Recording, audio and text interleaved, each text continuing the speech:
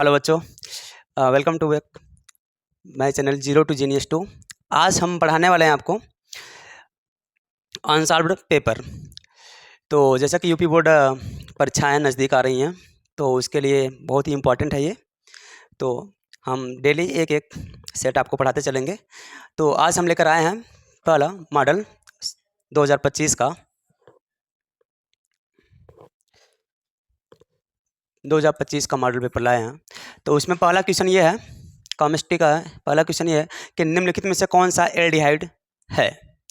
Aldehyde कौन है? तो एल्डिहाइड कौन है? वैसे तो हम जानते हैं एल्डिहाइड कौन है। एल्डिहाइड है यहाँ पर मेथेनल। लेकिन आप लोग जानेंगे कैसे एल्डिहाइड ये है? आप लोग जानेंगे कैसे एल्डिहाइड है? देखो, एल्डिहाइड आप पढ़ चुके होंगे। एल्डिहाइड में जुड़ता है CHO। अगर CHO जुड़ा है तो जान जाइए एल्डिहाइड है। और अगर हिंदी में आता है तो वहाँ पर हम लिख सकते हैं, अगर नल आ जाए, नल यानी कि इसमें देखेंगे तो आ रहा है अल, ठीक। इसमें अल आ रहा है यानी कि नल। नल पढ़ेंगे तो हमें क्या आएगा? ये नल पढ़ेंगे तो हमको दिख रहा है अल। अगर अल आ जाए तो वहाँ पर हो जाएगा CHO समूह। और जो CHO समूह हो जाता है तो वहाँ पर एल्डिहाइड जुड़ जाते हैं, ठीक। उसी प्रकार ऐसे यहाँ पर अगर आ जाए OH, अगर OH जुड़ा हो तो जान जाएंगे ऑल है, और एल्कोहल समूह है। जैसे कि यहाँ पर जुड़ता, जैसे आ जाए नॉल, क्या आ जाए? नॉल, ठीक। जैसे इसमें देखो आया है नॉल, तो यहाँ पर नॉल आया, नॉल मतलब ऑल आया है। क्या आया बच्चों? ऑल आया है, ठीक। जो ऑल आया है इसका मतलब ये है कि ऑल अगर जुड़ जाए, मतलब ऑल आया है, इसमें पढ़ेंगे हम नॉल को तो उसमें दिख रहा है ऑल आया है। अगर ऑल इसमें भी आया है, इसमें भी आया है, तो इसका मतलब यहाँ पर OH समूह है, यहाँ पर OH समूह है, यानी एल्कोहल समूह है, एल्कोहल समूह है। हमको पता क्या करना है? एल्डिहाइड समूह। एल्डिहाइड समूह मतलब होता है CHO यानी कि अल। तो यहाँ पर अल आ रहा है, ठीक है। तो हमारा ऑप्शन क्या है?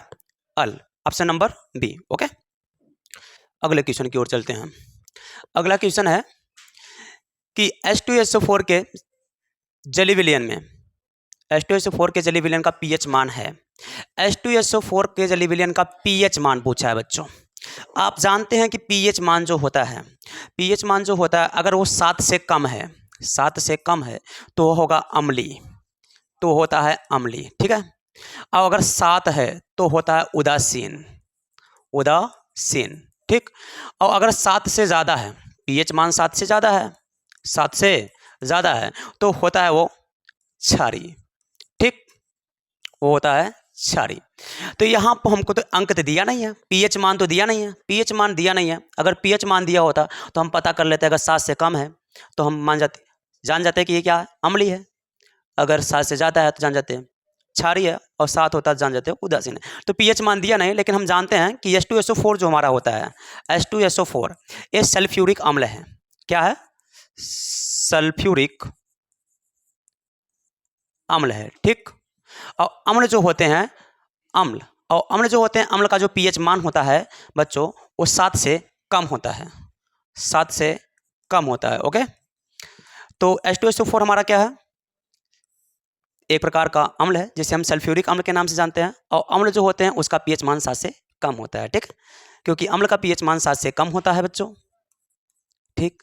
और जो क्षार होता है, क्षार का pH मान क्या होता है? 7 से ज़्यादा होता है, ठीक। चलो, तो हमारा आंसर क्या होगा? ऑप्शन नंबर बी, 7 से कम। ओके, अगले क्वेश्चन की ओर चलते हैं। अगला क्वेश्चन है, निम्नलिखित में से कौन सी धातु हाइड्रोजन, निम्नलिखित में से कौन सी धातु अम्ल से हाइड्रोजन को विस्थापित नहीं कर पाती है? देखो यहाँ पर दिया है कि अम्ल से हाइड्रोजन को विस्थापित नहीं कर पाती है, ठीक। विस्थापित नहीं कर पाती है कौन सी धातु? वो धातु का नाम बताना है बेटा हमको। वो धातु का नाम बताना है कि कौन सी धातु ऐसी है कि जो हमें अम्ल में से हाइड्रोजन को विस्थापित नहीं कर सकती। विस्थापित मतलब हटा नहीं सकती है, उसको बाहर निकाल नहीं सकती है, ठीक। तो इसका क्वेश्चन हम, जो आंसर है उसको हम सक्रियता श्रेणी के आधार पर पढ़ते हैं। अगर इस टाइप का क्वेश्चन आ जाए कि अम्ल में से हाइड्रोजन को कौन सी धातु निकाल सकती है, कौन सी धातु नहीं निकाल सकती है, तो इस पर हम जाएंगे, एक आपके चैप्टर है कि अम्ल, क्षार एवं लवण, तो उस चैप्टर में जाएंगे तो वहाँ पढ़ेंगे कि एक सक्रियता श्रेणी दिया है, विद्युत रासायनिक श्रेणी, और वहाँ पर जो भी धातुएं हाइड्रोजन के नीचे स्थित होती हैं, जैसे कि क्या, जैसे कि हमारे कॉपर हो गया, Hg हो गया, ठीक है, Ag हो गया, और आपका Pt हो गया और Au। ये सब धातुएं जो होती हैं हाइड्रोजन के नीचे स्थित होती हैं, हाइड्रोजन के नीचे स्थित होती हैं। और जो धातुएं हाइड्रोजन के नीचे स्थित होती हैं वो क्या करती हैं, अम्ल से हाइड्रोजन को विस्थापित नहीं कर सकती हैं। ठीक है, तो यहाँ अगर यहाँ से नहीं समझ आ रहा तो देखो यहाँ पर देखिए, हाँ देखिए यहाँ पर देखिए बच्चों, यहाँ पर दिया है आपका हाइड्रोजन कहाँ, ये है विद्युत रासायनिक श्रेणी है बेटा, ये है आपका विद्युत रासायनिक श्रेणी। ठीक, ये है विद्युत रासायनिक श्रेणी और इस श्रेणी में हम देखते हैं कि हाइड्रोजन कहाँ, हाइड्रोजन बच्चों यहाँ पर है। अब हाइड्रोजन के नीचे कौन कौन सी धातुएं हैं, Cu है, Hg है, Ag है, Pt है, Au है। ठीक है, अब ये जितनी भी धातुएं विद्युत रासायनिक श्रेणी में हाइड्रोजन के नीचे स्थित होती हैं, हाइड्रोजन के नीचे पाई जाती हैं, वो अम्ल में से हाइड्रोजन को विस्थापित नहीं कर पाती हैं। ठीक है, अब बात अगर यहीं पर एक क्वेश्चन और आप कर सकते हो कि वे धातुएं जो हाइड्रोजन के ऊपर स्थित होती हैं विद्युत रासायनिक श्रेणी में, वो क्या कर सकती हैं, हाइड्रोजन को अम्ल में से विस्थापित कर सकती हैं। तो यहाँ पर आपका आंसर क्या है, कॉपर भी हो सकता है, Hg भी हो सकता है, Ag भी हो सकता है, Pt भी हो सकता है, Au भी हो सकता है। ठीक है,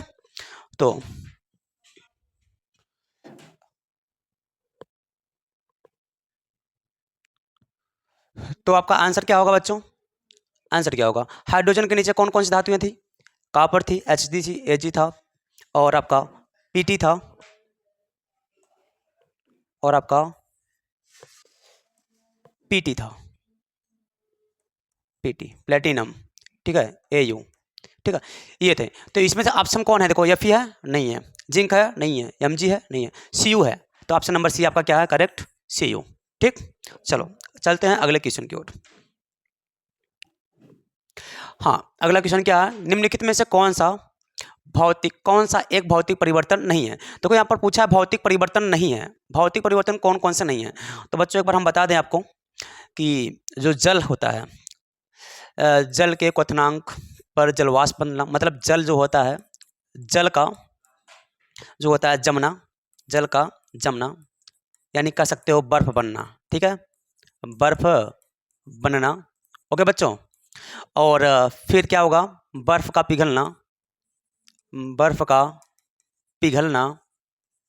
ठीक, पिघलना और जल का वाष्पीकरण होना, और जल का वाष्पीकरण होना मतलब कि वाष्प में बदलना, वाष्पीकरण होना। ठीक बच्चों, जल का वाष्पीकरण होना। और अगला है कि जल में लवण का घुलना। ठीक बच्चों, ये सारे के सारे हमारे क्या हैं, भौतिक परिवर्तन हैं। ये भौतिक परिवर्तन हैं बच्चों, ये भौतिक परिवर्तन हैं। तो ऑप्शन नंबर 1 क्या है, जल के क्वथनांक पर जलवाष्प में बदलना। तो जलवाष्प में बदलना मतलब वाष्पीकरण होना, तो ये ऑप्शन तो भौतिक परिवर्तन है। अच्छा, बर्फ का पिघलना, बर्फ का पिघलना तो भौतिक परिवर्तन है। जल में लवण का घुलना, ये भी तो भौतिक परिवर्तन है। तो ऑप्शन कौन नहीं है, हम यहाँ आपको बता दिए हैं भौतिक परिवर्तन कौन कौन से होते हैं। आपके 10th क्लास में बस इतने ही पूछे जाते हैं। तो यहाँ पर LPG का दहन, LPG का जो दहन है ये प्रकार क्या है, भौतिक परिवर्तन नहीं है, एक रासायनिक परिवर्तन है बच्चों, रासायनिक परिवर्तन है। ठीक है, तो इसका आंसर होगा डी। ओके, चलो आगे चलते हैं अगले क्वेश्चन की ओर। अगला क्वेश्चन क्या है हमारा, अगला क्वेश्चन है शुद्ध जल का पीएच मान है। शुद्ध जल का पीएच मान कितना होता है। देखो बच्चों, शुद्ध जल का पीएच मान वैसे तो होता है 7, इसमें कोई आपको डाउट नहीं होना चाहिए, ये सब लोग को पता है। शुद्ध जल का पीएच मान जो होता है 7 होता है, क्योंकि जल क्या होता है, उदासीन होता है, ना तो ये अम्लीय होता है। क्यों 7 होता है, क्योंकि देखिए जो शुद्ध जल होता है ये तो ना तो, ये जो शुद्ध जल होते हैं हमारे, शुद्ध जल जो होते हैं बच्चों, ये ना तो अम्लीय होते हैं और ना तो क्षारीय होते हैं, क्षारीय होते हैं। क्या पानी पीने पर अम्ला खट्टी जैसे खट्टा आता है क्या, हाँ पानी पीने पे क्या खट्टे आते हैं, खट्टे स्वाद उसके लगते हैं, कड़वे स्वाद लगते हैं क्या, पूरी पानी खाओ तो अलग बात है, उसमें मिलाते हैं। ठीक है, तो यहाँ पर क्या है कि जो शुद्ध जल होता है उसका पीएच मान क्या, ना तो अम्लीय होता है ना तो क्षारीय होता है।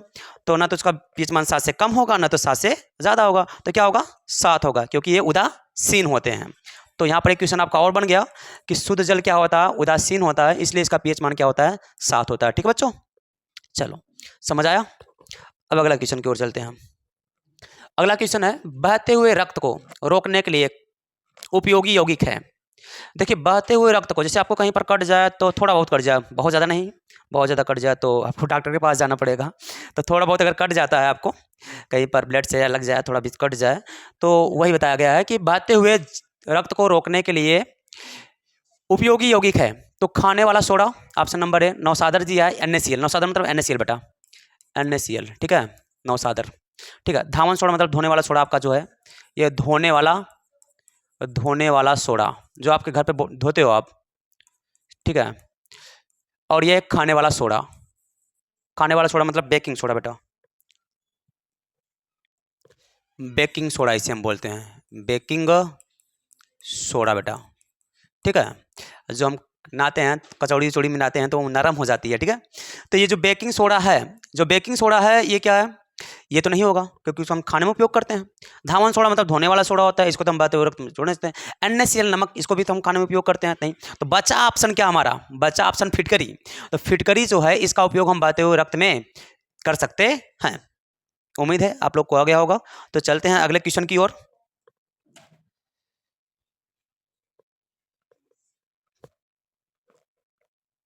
हाँ, अगला क्वेश्चन ये है बेटा कि निम्नलिखित यौगिकों के IUPAC नाम लिखिए। IUPAC नाम बेटा, देखो यहाँ पर IUPAC नाम पूछा है, तो आप पढ़ चुके, सिलेबस तो आपको खत्म हो गया होगा, आप तो पढ़ चुके होंगे, थोड़ा बहुत यहाँ ध्यान देंगे तो आ जाएगा आपको। देखो यहाँ पर क्या है, पहला दिया है CH, दिया है CHCOOH, ठीक है, CHCOOH दिया है। तो यहाँ पर इसका IUPAC नाम पूछा है। और दूसरा आपका ऑप्शन दिया क्या, दूसरा ऑप्शन दिया है HCHO बेटा, हाँ दिया है HCHO, ठीक है। ये हम करना है। तो IUPAC नाम क्या है, देखो यहाँ पर कितने कार्बन है, 2 कार्बन है, 2 कार्बन है, 2 कार्बन यहाँ पर है, तो हो जाएगा हमारा क्या, एथ हो जाएगा, एथ, ठीक है, एथ हो जाएगा। यहाँ जुड़ा क्या है, COOH, और जब COOH जुड़ता है तो क्या लगाते हैं, एथेनोइक लगाते हैं, क्या लगाते हैं, ओइक एसिड लगाते हैं, क्या लगाते हैं बच्चों, ओइक एसिड लगाते हैं, ओइक एसिड। तो अभी हम जोड़ देंगे तो क्या हो जाएगा, 2 कार्बन हो जाएगा एथेन, तो हो जाएगा एथेनोइक एसिड, ठीक, एसिनोइक एसिड। तो हमारा क्या हो गया, एथेनोइक एसिड। और अगला क्या है, इसमें देखो 1 कार्बन है, इसमें कितने कार्बन है, इसमें 1 कार्बन है, 1 कार्बन हम क्या लिखते हैं, मेथ, क्या लिखते हैं, मेथेन।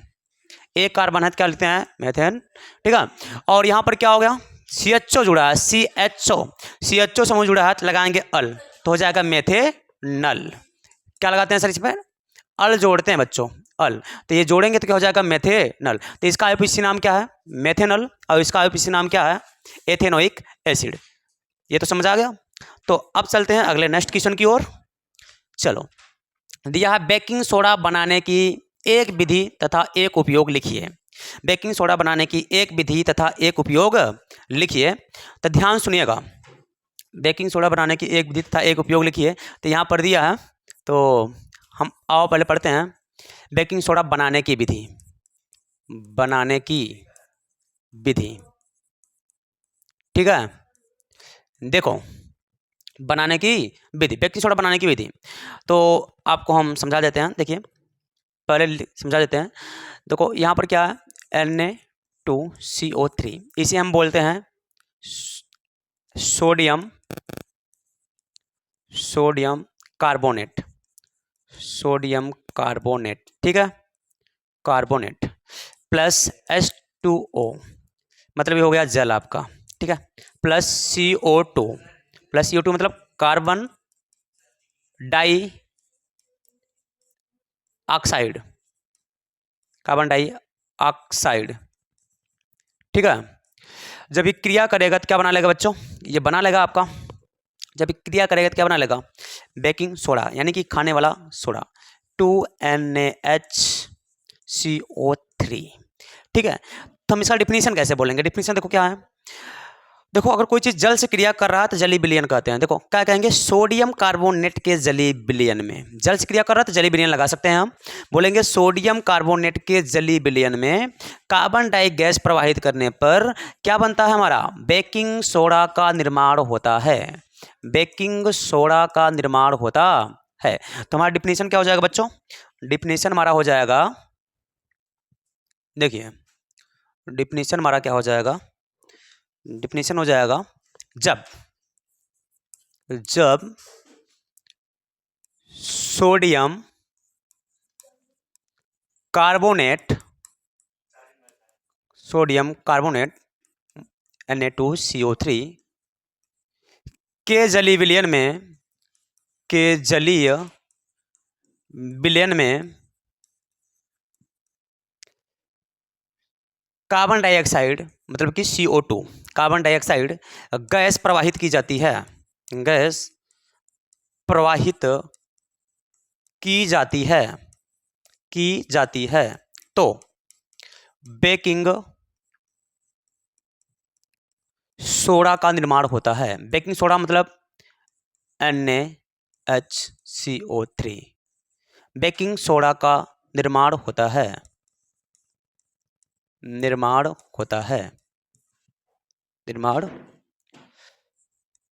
होता है। तो देखो बच्चों, यही बताएं आपको हम, क्या बताएं हैं कि जब सोडियम कार्बोनेट, जो सोडियम कार्बोनेट है हमारा, ये जो हमारा सोडियम कार्बोनेट, ये जो हमारा सोडियम कार्बोनेट है, ये जब सोडियम कार्बोनेट के हम जलीय विलयन मतलब सोडियम कार्बोनेट के जलीय विलयन मतलब जल से क्रिया, जब सोडियम कार्बोनेट के जलीय विलयन में कौन सी गैस? कार्बन डाइऑक्साइड गैस प्रवाहित करते हैं तो बेकिंग सोडा का निर्माण होता है। ठीक है, बेकिंग सोडा का निर्माण होता है। और इसका उपयोग पूछा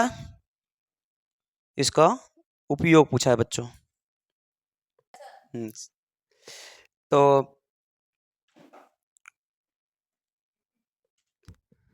हाँ, तो आप बेकिंग सोडा जो है, बेकिंग सोडा का निर्माण आप पढ़ चुके हैं।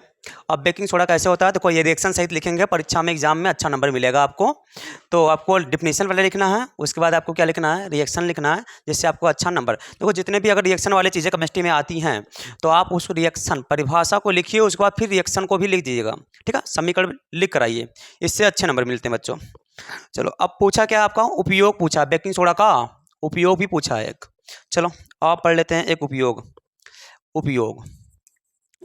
पूछा है, उपयोग बेकिंग सोडा का उपयोग। ठीक है, उपयोग, तो इसका उपयोग लिख सकते हो आप, केक व ब्रेड बनाने में किया जाता है। ठीक है, या आप कर ठीक है। और तो आप जानते हो बेकिंग पाउडर, दूसरा एक पूछा, दो हम लिख लेते हैं। दूसरा पूछा है दूसरा आप कह सकते हो बेकिंग पाउडर बनाने में किया जाता है। ठीक है, चलो अब चलते हैं अगले नेक्स्ट क्वेश्चन की ओर। ये समझ आ गया? चलो अब अगला क्वेश्चन है, क्या होता है जब केवल रासायनिक समीकरण लिखिए। तो पहला क्वेश्चन यहाँ पर दिया है, जिंक चूर्ण को तनु सल्फ्यूरिक अम्ल में मिलाया जाता है। देखो जिंक चूर्ण मतलब जिंक Zn। पहला हम करते हैं क्वेश्चन को सॉल्व। ठीक है, तो जिंक चूर्ण मतलब Zn, इसको किसके मिलाया जाता है? तनु सल्फ्यूरिक अम्ल में मिलाया जाता है। तनु सल्फ्यूरिक अम्ल मतलब H2SO4 इसमें मिलाया जाता है। तो क्या होता है? केवल रासायनिक समीकरण दीजिए, ध्यान सुनिएगा। तो जिंक जब H2SO4 से क्रिया करता है, देखो जिंक मतलब यहाँ पर Zn और तन सल्फ्यूरिक अम्ल मतलब होता है H2SO4। ठीक, तो जब जिंक को तन सल्फ्यूरिक अम्ल में मिलाया जाएगा तो क्या होगा? अब ध्यान सुनिएगा, हम पढ़े हैं, देखो ये अम्ल है, ये क्या है? अम्ल है, और ये क्या है? धातु है। तो हम पढ़े हैं, अभी हम पीछे पढ़ें कि वे धातुएं हाइड्रोजन को अम्ल में से विस्थापित कर सकती हैं जो सक्रियता श्रेणी में हाइड्रोजन से ऊपर स्थित होती हैं। तो देखो जिंक देखो एक अम्ल है, ये सल्फ्यूरिक अम्ल है बेटा, ये अम्ल है। कौन सा अम्ल है? सल्फ्यूरिक अम्ल है। ठीक है, अब ये क्या है? धातु। ये जिंक जो धातु है हमारा, ये जो हमारा जिंक धातु है, ये अम्ल में से, इस सल्फ्यूरिक अम्ल में से हाइड्रोजन को विस्थापित कर सकता है। क्यों? क्योंकि अभी हम क्या पढ़े कि जो धातुएं सक्रियता श्रेणी में, सक्रियता श्रेणी में, देखो बच्चों यहाँ पर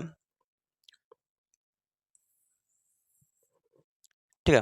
सक्रियता श्रेणी में हाइड्रोजन के ऊपर स्थित होती हैं, हाइड्रोजन के ऊपर स्थित होती हैं, वो हाइड्रोजन को अम्ल में से विस्थापित कर सकती हैं। तो देखो हाइड्रोजन के ऊपर कौन कौन धातुएं हैं, 17 धातुएं हाइड्रोजन के ऊपर स्थित है।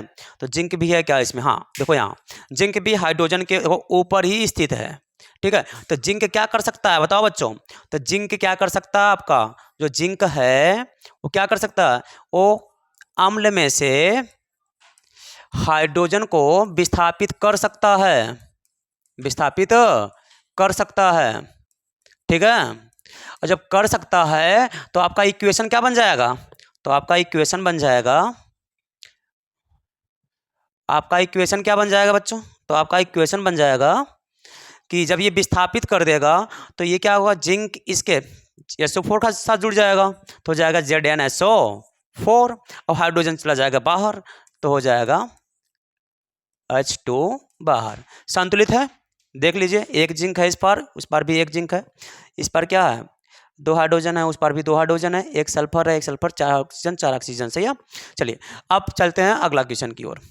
दिया है सोडियम ऑक्साइड, सोडियम ऑक्साइड को जब जल में घोला जाता है तो क्या होता है, ठीक है, सोडियम ऑक्साइड।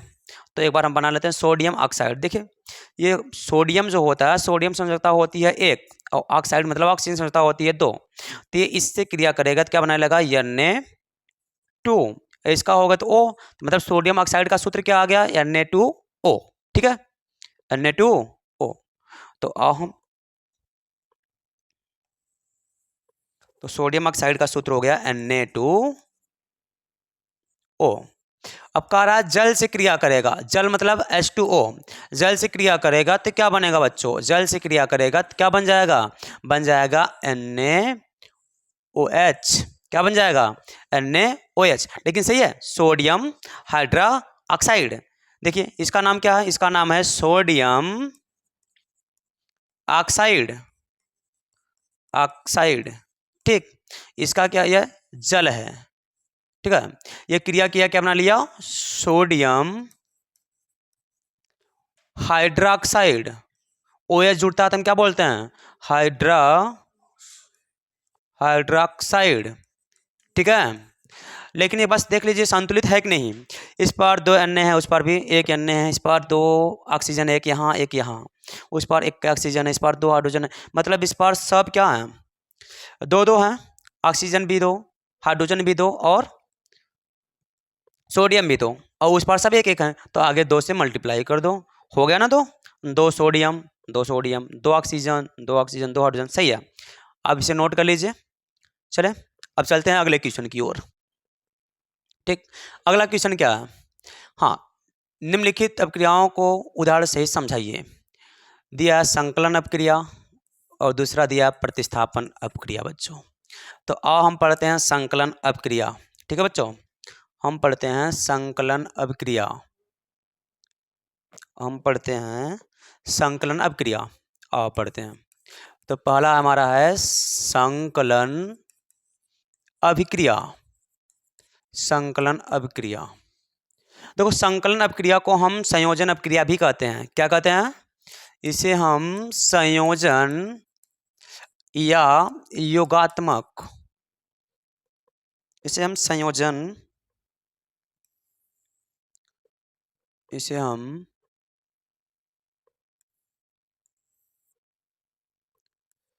संयोजन या योगात्मक अपक्रिया भी कह सकते हैं। अब देखो संयोजन अपक्रिया हम पढ़े हैं, क्या पढ़े हैं हम पढ़े हैं कि इसमें क्या होता है कि 2 या 2 से अधिक अभिकारक, 2 या 2 से अधिक अभिकारक, आपस में संयोग करके, आपस में संयोग करके, संयोग मतलब जुड़ करके मिल करके, ठीक है, आपस में संयोग, आपस में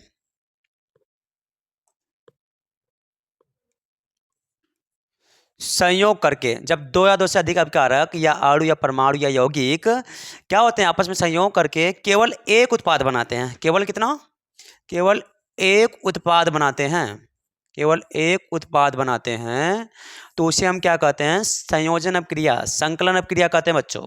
एक बार फिर से सुनिए, जब दो या दो से अधिक अपकारक आपस में संयोग करके मिल करके केवल एक उत्पाद बनाते हैं, केवल कितने उत्पाद? केवल एक उत्पाद बनाते हैं तो उसे हम क्या कहते हैं? संयोजन अपक्रिया या संकलन अपक्रिया, योगात्मक अपक्रिया कहते हैं। अब बात ये आती है सर, जैसे जैसे देखिए, जैसे एग्जाम्पल देखिए, एग्जाम्पल ये है 2Na सोडियम हो गया प्लस Cl2 हो गया। अब ये दोनों अभिकारक आपस में संयोग किए तो क्या बना लिए हम? 2NaCl। क्या बना लिए? 2NaCl। इस पार 2 सोडियम था, उस पार भी देख लो 2 सोडियम है। इस पार 2 क्लोरीन था, उस पार भी 2 क्लोरीन है। मतलब उत्पाद कितना बना? केवल एक बना। क्या बना? सोडियम क्लोराइड बना। सोडियम क्लोराइड बना बच्चों। ठीक है, ये क्या था आपका? ये था आपका सोडियम, ये क्या था आपका? क्लोरीन, और ये दोनों आपस में क्रिया किए तो क्या बना लिए? Sodium chloride. तो इसमें देखो, इसमें देखने को क्या मिल रहा है? देखने के मिल रहा है कि दो अभिकारक आपस में मिले, दो अभिकारक आपस में मिले और मिलने के बाद यानी संयोग करने के बाद ये क्या हो गए? केवल एक ही उत्पाद बनाए, सोडियम क्लोराइड। तो ऐसी अपक्रियाओं को हम क्या कहते हैं? संकलन अपक्रिया कहते हैं या संयोजन अपक्रिया भी कहते हैं। तो घबरा नहीं है, आप डिफिनेशन लिख सकते हो। डिफिनेशन के लिए वेट करिए थोड़ा, देखिए परिभाषा आप क्या लिख सकते हो कि वह अभिक्रिया जिसमें दो या दो से अधिक अभिकारक आपस में संयोग करके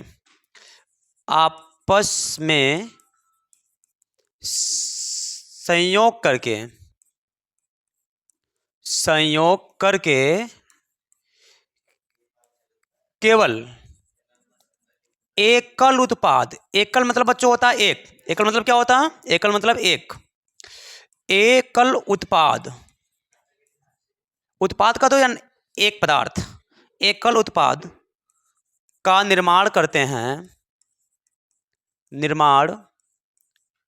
करते हैं संकलन अपक्रिया कहलाता है। संकलन अभिक्रिया कहलाता है, संकलन अपक्रिया कहलाता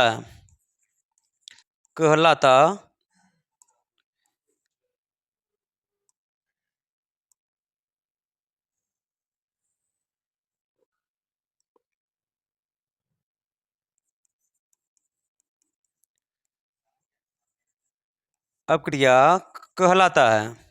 ठीक है, संकलन अपक्रिया कहलाता है। तो वही लिखे हैं बच्चों, देख लीजिए कि इसमें क्या हुआ? दो से अधिक अपकारक आपस में सहयोग किए और क्या हुआ? केवल एक ही उत्पाद बनाए, सोडियम क्लोराइड। और ऐसी अपक्रियाओं को हम क्या कहते हैं? संकलन अपक्रिया कहते हैं, कि जिसमें दो या दो से अधिक अपकारक आपस में संयोग करें, संयोग करके केवल एक ही उत्पाद बनाए तो उसे हम कहते हैं संकलन अपक्रिया। ठीक है, अब चलते हैं अगले क्वेश्चन की ओर। अगला क्वेश्चन क्या है हमारा, और देख लेते हैं अगला क्वेश्चन क्या है। अगला क्वेश्चन है प्रतिस्थापन अपक्रिया। चलो अब चलते हैं प्रतिस्थापन अपक्रिया। प्रतिस्थापन अपक्रिया पढ़ते हैं। देखिए बच्चों, प्रतिस्थापन अपक्रिया क्या होता है? ठीक है, प्रतिस्थापन अपक्रिया क्या होता है?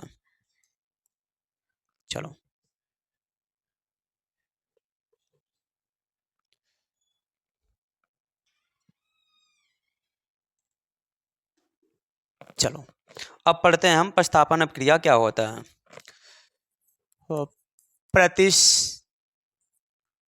प्रतिस्थापन अभिक्रिया। ठीक है बच्चों, प्रतिस्थापन अभिक्रिया। तो प्रतिस्थापन अभिक्रिया क्या होता है बच्चों? हम पढ़ाते हैं फिर से। देखिए प्रतिस्थापन अभिक्रिया क्या, तो अच्छे समझिएगा। इसे हम एकल विस्थापन अभिक्रिया भी कहते हैं। एकल विस्थापन अभिक्रिया भी कहते हैं बच्चों। कभी कभी एग्जाम में आ जाता है, एकल विस्थापन अभिक्रिया से आप क्या समझते हैं? उदाहरण सही समझाइए। ठीक है, तो देखिए प्रतिस्थापन अभिक्रिया क्या होता है कि इसमें एक अधिक क्रियाशील वाला अभिकारक, एक अधिक क्रियाशील वाला अभिकारक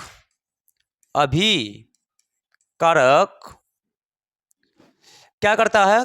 कम क्रियाशील वाले जो अभिकारक होते हैं, कम क्रियाशील वाले अभिकारक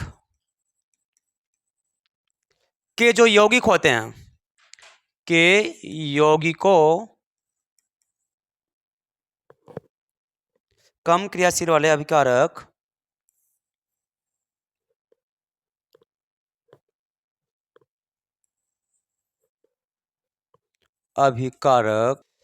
इसमें क्या होता है बच्चों कि जो अधिक क्रियाशील वाला अभिकारक होता है वो कम क्रियाशील वाले अभिकारक को क्या करता है?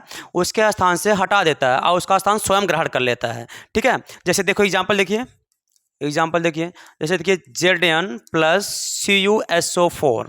ठीक है, अब ये क्या किया, ZN इसमें जो है वो अधिक क्रियाशील वाला अभिकारक है, ये अधिक क्रियाशील वाला अभिकारक है, और जो CuSO4 में जो Cu है ये क्या है? कम क्रियाशील वाला अभिकारक है। अब ZN क्या करेगा? Cu को क्या करेगा? विस्थापित कर देता है, हटा देता है उसके स्थान पर, और उसका स्थान स्वयं ग्रहण कर लेता है, उसके स्थान पर स्वयं आएगा, Cu क्या हो गया?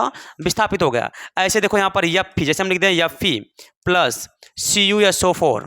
ठीक है, यहाँ पर देखो Fe क्या है? अधिक क्रियाशील वाला है, ठीक, और Cu क्या है? कम क्रियाशील वाला है। और जो Fe है ये क्या करेगा? अधिक क्रियाशील वाला है, ये इसको हटा देगा, तो इसको हटा देगा, ये क्या हो जाएगा? गायब हो जाएगा। तो इसके स्थान पर स्वयं आ गया। SO4 साथ पहले Cu जुड़ा था, अब कौन जुड़ गया? Fe, तो हो गया Fe SO4। तो ये आपका रहा प्रतिस्थापन अपक्रिया। ठीक, चलो बच्चों।